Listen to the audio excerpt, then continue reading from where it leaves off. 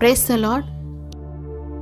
ఈరోజు దేవుని వాక్యము ద్వితీయోపదేశకాండము 11వ అధ్యాయము 12వ వచనము. నీ దేవుడైన యెహోవా కన్నులు సంవత్సరాది మొదలుకొని సంవత్సరాంతము వరకు ఎల్లప్పుడూ దాని మీద ఉండును అని వ్రాయబడి ఉన్నది. ప్రియులారా, ఈ దినమున మనము బ్రతికి ఉన్నామంటే దేవుని కృప, ఆయన దీర్ఘశాంతము మాత్రమే. ఈ సంవత్సరం యొక్క ప్రారంభము నుండి అల్ఫా ఒమేగా అయిన దేవుడిగా, ఇమానుయేలైన దేవుడిగా తోడయుండి ఎబెనెజరగు దేవుడిగా సహాయము చేసి ఉన్నారు.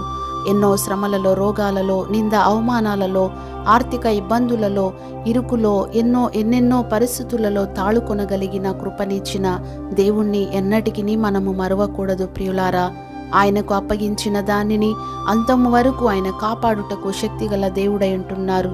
నిన్ను, నీకు కలిగిన సమస్తమును రాబోచున్న ఆ దినము వరకు, అంటే ప్రభువు దినము వరకు ఆయన నిశ్చయముగా కాపాడును. అట్టి దేవునికి బ్రతుకు దినములన్నిట కృతజ్ఞతాస్తుతులు చెల్లించుటకు కావలసిన కృతజ్ఞతా బుద్ధిని విశ్వసించిన ప్రతి వారికి దయచేయునుగాక. ఆమేన్.